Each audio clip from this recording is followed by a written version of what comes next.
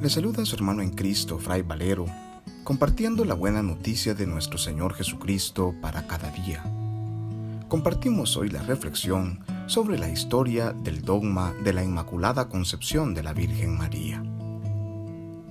La Inmaculada Concepción de María es el dogma de fe que declara que por una gracia singular de Dios, María fue preservada de todo pecado desde su concepción. El dogma de la Inmaculada Concepción fue proclamado por el Papa Pío IX el 8 de diciembre de 1854 en la encíclica Ineffabilis Deus, aunque esta doctrina es de origen apostólico. Cuando hablamos del dogma de la Inmaculada Concepción, no nos referimos a la concepción de Jesús, quien como ésta también fue concebido sin pecado. El dogma de la Inmaculada Concepción declara que María quedó preservada de toda mancha de pecado original, es decir, de toda carencia de gracia santificante, desde que fue concebida en el vientre de su madre Santa Ana. Es decir, que María es la llena de gracia desde su concepción. La Biblia no menciona explícitamente el dogma de la Inmaculada Concepción, como tampoco menciona explícitamente muchas otras doctrinas que la Iglesia recibió por tradición oral de los apóstoles. Sin embargo, el libro del Génesis, en su capítulo 3, versículo 15, menciona a la Madre del Redentor. Es el llamado protoevangelio, donde Dios declara la enemistad entre la serpiente y la mujer. La semilla de la mujer, es decir, María, aplastará la cabeza de la serpiente. Ella será exaltada a la gracia santificante que el hombre había perdido por el pecado. Solo el hecho de que María se mantuvo en estado de gracia puede explicar que continúe la enemistad entre ella y la serpiente. El protoevangelio, por tanto, contiene una promesa directa de que vendrá un Redentor. Junto a él se manifestará su obra maestra, la preservación perfecta de todo pecado de su madre virginal. En el Evangelio según San Lucas, capítulo 1, versículo 28, el ángel Gabriel, enviado por Dios, le dice a la Santísima Virgen: «Alégrate, llena de gracia, el Señor está contigo».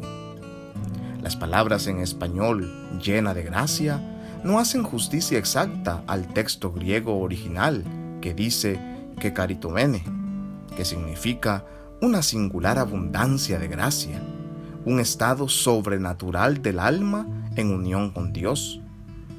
Aunque este pasaje no prueba el dogma de la Inmaculada Concepción de María, pero sin embargo, ciertamente lo sugiere. El libro del Apocalipsis, capítulo 12, versículo 1, narra sobre la mujer vestida de sol. Ella representa la santidad de la Iglesia que se realiza plenamente en la Santísima Virgen, en virtud de una gracia singular. Ella es toda esplendor, porque no hay en ella mancha alguna de pecado. Lleva el reflejo del esplendor divino y aparece como signo grandioso de la relación esponsal de Dios con su pueblo. Más adelante, algunos padres de la Iglesia se referirán también a la Virgen María como la segunda Eva, pues ella desató el nudo causado por la primera Eva. Algunos otros, como San Agustín, también se refieren a ella como la absolutamente pura, y la Iglesia oriental le llama desde antiguo la toda santa. En el siglo IX se introdujo en Occidente la fiesta de la Concepción de María, primero en Nápoles y luego en Inglaterra.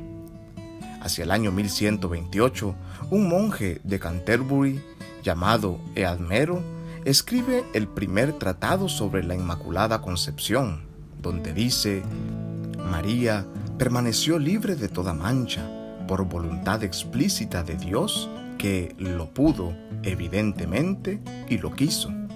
Así pues lo quiso, lo hizo». La doctrina sobre la Inmaculada Concepción presentó grandes debates al interior de la Iglesia durante la Edad Media. Distintos teólogos debatían sobre su autenticidad y buscaban la forma de comprobar teológicamente si era o no válido decir que María era inmaculada. El gran problema era el planteamiento sobre la condición del pecado del que debían participar todos los seres humanos sin excepción, del cual María tendría que ser también parte. Diversos teólogos como San Agustín, entre otros, decían que la redención obrada por Cristo no sería universal si la condición de pecado no fuese común a todos los seres humanos. Por tanto, si María no hubiera contraído la culpa original, no hubiera podido ser también rescatada, ya que la redención consiste en librar a quien se encuentra en estado de pecado. No fue sino hasta el franciscano Fray Juan Duns Scoto, al principio del siglo XIV, que, inspirado en algunos teólogos del siglo XII y por el mismo San Francisco de Asís, devoto de la Virgen Inmaculada, que brindó la clave para superar las objeciones contra la doctrina de la Inmaculada Concepción de María. Él sostuvo que Cristo, el mediador perfecto, realizó precisamente en María el acto de mediación más excelso. Cristo la redimió, preservándola del pecado original. Se trata de una redención aún más admirable, no por liberación del pecado, sino por preservación del pecado. Scoto preparó el camino para la definición dogmática.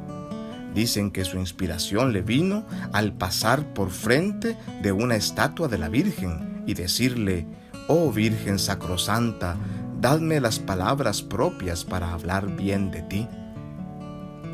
Y él respondió varias preguntas que surgían. ¿A Dios le convenía que su madre naciera sin mancha del pecado original? Él dice: sí, a Dios le convenía que su madre naciera sin ninguna mancha. Esto es lo más honroso para él. ¿Y Dios podía hacer que su madre naciera sin mancha de pecado original? Claro que sí, Dios lo puede todo, dice el mismo pueblo, y por tanto podía hacer que su madre naciera sin mancha, inmaculada. ¿Y lo que a Dios le conviene hacer, lo hace o no lo hace? Todo el pueblo respondió: sí, lo que a Dios le conviene hacer, lo que Dios ve que es mejor hacerlo, lo hace. Entonces Scoto exclamó diciendo: para Dios era mejor que su madre fuera inmaculada, o sea, sin mancha del pecado original. Dios podía hacer que su madre naciera inmaculada, sin mancha. Por lo tanto, Dios hizo que María naciera sin mancha del pecado original, porque Dios, cuando sabe que algo es mejor hacerlo, lo hace. María es libre del pecado por los méritos de Cristo el Salvador. Es por Él que ella es preservada del pecado. Ella, por ser una de nuestra raza humana, aunque no tenía pecado, necesitaba salvación, que solo viene de Cristo. Pero ella singularmente recibe por adelantado los méritos salvíficos de Cristo. La causa de este don, el poder y omnipotencia de Dios. La razón es la maternidad divina. Dios quiso prepararse un lugar puro donde su Hijo se encarnara.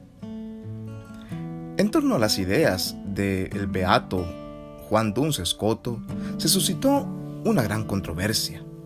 Después de que el Papa Sixto IV aprobara en 1477 la Misa de la Concepción, esa doctrina fue cada vez más aceptada en las escuelas teológicas e impulsada en las universidades católicas. El Papa Sixto IV, en 1483, casi 4 siglos antes de aprobado el dogma, había extendido la fiesta de la Concepción Inmaculada de María a toda la Iglesia de Occidente. Los franciscanos durante siglos han defendido este dogma siguiendo los argumentos expuestos por el beato Fray Juan Duns Scoto, Hasta llegaron en algunos momentos a cambiar su hábito marrón por un hábito azul para defender este mismo dogma. Dogma que se confirmó con el paso de los siglos a través de la devoción siempre fiel del pueblo santo de Dios, logrando finalmente que la Iglesia proclamara el dogma el 8 de diciembre del año 1854. Ave María Purísima, sin pecado concebida, paz y bien.